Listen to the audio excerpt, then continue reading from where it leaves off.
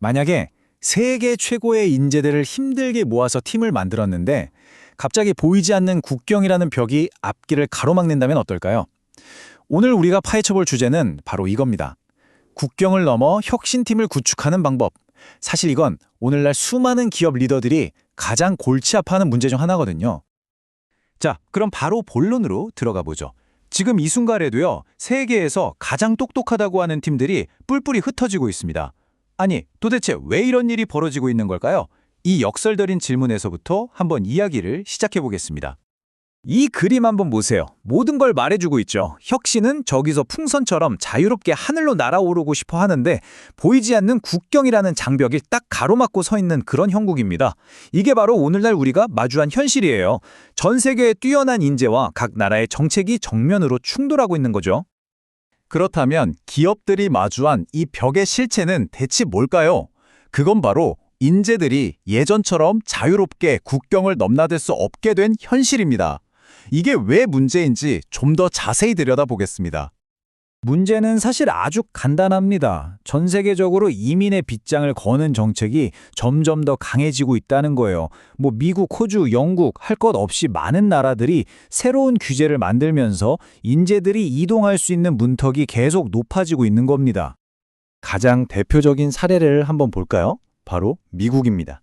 한때 실리콘밸리 성장의 동력이었던 H-1B 비자, 그러니까 외국인 전문 인력을 위한 핵심 비자 프로그램이 있었는데 2004년에 그 규모를 대폭 줄여버렸습니다.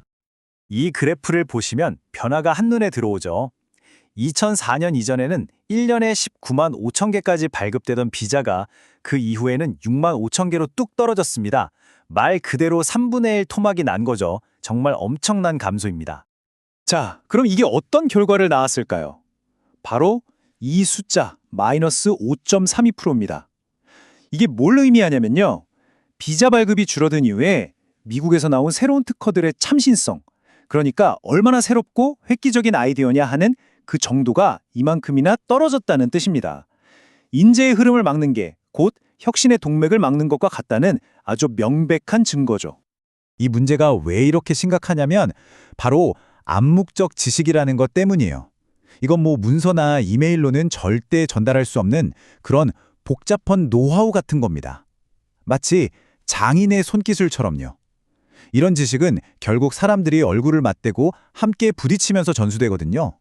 바로 이 점 때문에 최고의 팀들은 한자리에 모여야만 하는 겁니다. 자, 문제만 예지할 순 없겠죠? 이제 해결책으로 넘어가 볼 시간입니다. 이 새롭고 복잡한 환경을 헤쳐나가기 위한 전략적인 도구, 바로 혁신을 위한 나침반을 소개해 드릴게요. 이 나침반의 첫 번째 축은 바로 이것입니다. 우리가 다루는 지식이 어떤 종류인가, 이걸 파악하는 거죠. 우리 회사의 경쟁력을 만드는 비법 소스 같은 핵심 지식인지, 아니면 프로젝트를 완성하는 데 도움을 주는 주변 지식인지, 이걸 먼저 구분해야 합니다. 나침반의 두 번째 축은 그 지식을 얼마나 쉽게 공유할 수 있는가입니다.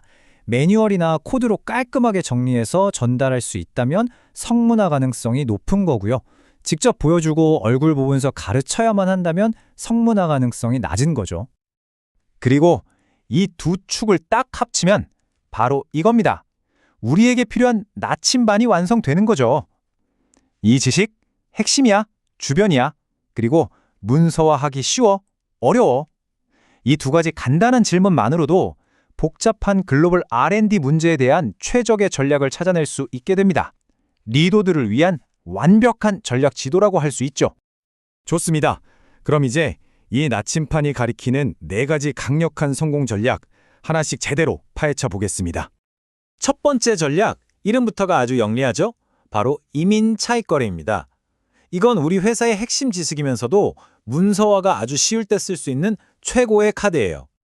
아주 간단해요. 인재들에게 우호적인 이민 정책을 가지고 있으면서도 우리 기술을 지켜줄 지적 재산권 보호도 강력한 나라를 찾아서 그쪽으로 우리 R&D 부서 전체를 옮기는 겁니다. 핵심 기술은 우리 손에 꽉 쥐고 있으면서도 국경이라는 장벽은 아주 스마트하게 넘어버리는 거죠. 두 번째 전략은 마치 레고 블록 놀이 같아요. 프로젝트를 잘게 나누는 거죠. 가장 까다로운 상황, 즉 핵심 기술이면서도 직접 얼굴을 봐야만 전수되는 그런 지식을 다룰 때 쓰는 해법입니다. 이걸 모듈화 및 아키텍처 격리라고 부릅니다.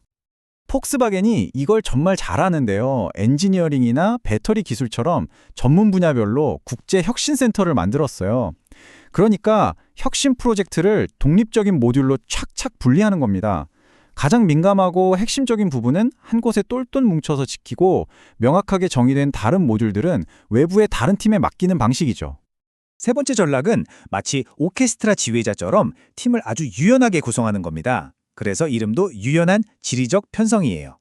이건 핵심 기술은 아니지만 문서화는 쉬운 그런 주변 지식을 다룰 때 아주 유용합니다. 일종의 하이브리드 모델인데요. 세 단계의 팀 구조를 활용하는 겁니다. 먼저 기존의 R&D 자회사가 있고요. 그 시설 근처에서 일하는 원격 근무자들이 있고 또 완전히 독립적인 외부 전문가들이 있는 거죠. 이렇게 하면 비용도 아끼고 전 세계의 다양한 인재들을 활용할 수 있는 그 사이에서 균형을 딱 맞출 수 있습니다. 자, 마지막 네 번째 전략은 아예 그 동네 전문가가 되는 겁니다. 바로 지역 혁신 생태계 통합이죠. 이건 주변 지식이지만 반드시 긴밀하게 얼굴을 맞대고 협력해야 할 때 쓰는 방법입니다. 이 전략의 핵심은요, 단순히 사무실 하나 내는 게 아니라 그 지역 생태계에 깊숙이 뿌리를 내리는 거예요. 예를 들어 실리콘밸리나 인공지능 허브처럼 특정 분야의 인재가 밀집된 곳에 아예 R&D 센터를 세워서 현지의 전문 지식이나 협업 네트워크를 우리 것처럼 적극적으로 활용하는 거죠. 자, 이 네 가지 전략 어떠셨나요? 이제 이걸 여러분만의 새로운 글로벌 게임 계획으로 만들어 볼 시간입니다. 이민 제한이라는 장애물을 오히려 우리 회사의 경쟁 우위로 바꿔버릴 수 있습니다. 방법은 간단한 3단계입니다. 첫째, 여러분의 프로젝트를 아까 그 나침반 위에 올려놓고 냉정하게 진단하세요. 이게 핵심 지식인가? 문서화는 쉬운가? 둘째, 진단 결과에 딱 맞는 최적의 전략을 적용하는 겁니다. 그리고 마지막으로 이 과정을 계속 반복하면서 이민 제한이라는 장벽을 오히려 더 똑똑하고 더 강력한 글로벌 R&D 네트워크를 만드는 기회로 전환하는 거죠. 마지막으로 이 질문을 던져봅니다. 점점 더 많은 벽이 세워지는 이 세상에서 과연 혁신은 진정으로 국경을 넘어설 수 있을까요? 오늘 이 분석이 그 해답을 찾아가는 여러분만의 든든한 나침반이 되었기를 바랍니다.